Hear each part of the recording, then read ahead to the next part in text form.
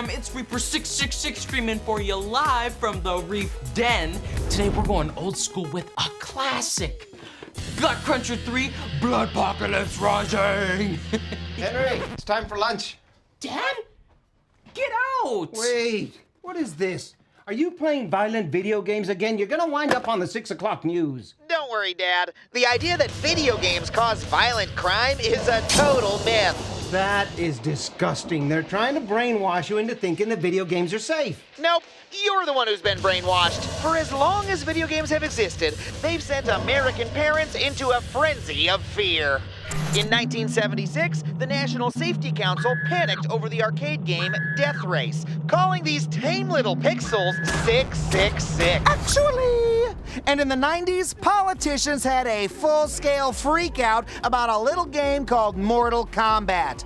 Democratic Senator Joe Lieberman claimed it taught kids to, quote, enjoy inflicting the most gruesome forms of cruelty. Real quote unlocked. But despite these repeated parades of pearl-clutching panic, there's still no actual evidence linking video games to violent crime. Moral outrage unnecessary. I don't know.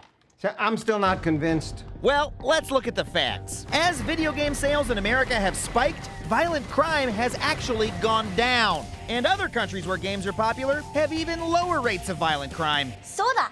日本ではアメリカ人よりもっとゲーム遊ぶけど、拳銃の殺人は96倍少ないよ。これでどうだ？怪獣! And despite the lazy media narrative connecting mass shootings to video games, multiple studies, including an analysis by the Secret Service, have found that school shooters actually consume significantly lower amounts of violent media in video games than their peers. So you're saying video games don't have any effect on our kids at all? Not even that game Fork Knife, where you kill people with pickaxes? It's called Fortnite, Dad. Pickaxe is a harvesting tool. Well, some studies do show that violent video games can cause a temporary increase in aggressive thoughts and behavior. But those studies are pretty flimsy. Because they didn't measure anything the average person would actually consider aggression. One study just measured whether or not People who played video games were more likely to feed their opponents hot sauce. Hey! And even if these studies had tested real-world acts of aggression, the change in behavior they measured was tiny, just 2% on average. Other studies have shown a similar effect in racing games and even real-life sports. Dad does rage out whenever I beat him at ping pong. That's because you play dirty, Henry. Oh, I see it now. Guys, meet video game researcher and level 30 demon slayer, Dr. Patrick Markey. Sup, Reaper666? Hope you don't mind, I already defeated that final boss. Blaming video games for real-world violence really took off after the Columbine shooting, and it was an understandable mistake because we all desperately wanted some reason why someone would commit such a horrific act of violence. But today we know video games actually aren't what's to blame. And yet, politicians across the political spectrum still scapegoat video games. As recently as the 2018 Parkland tragedy, the President of the United States was saying things like, I'm hearing more and more people say the level of violence on video games is really shaping young people's thoughts.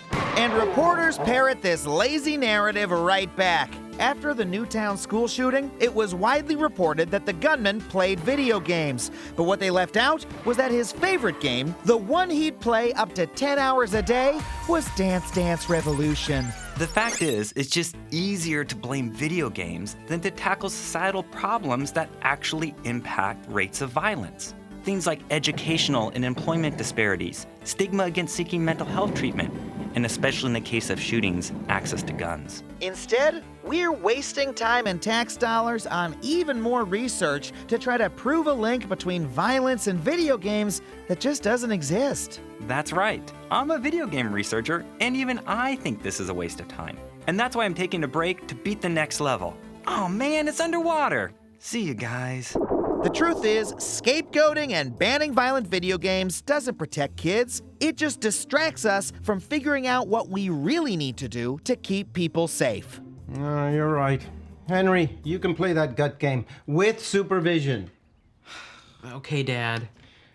You just gotta narrate everything for the stream. Let's see what we got. Did you just shove that gun up his... Oh, God.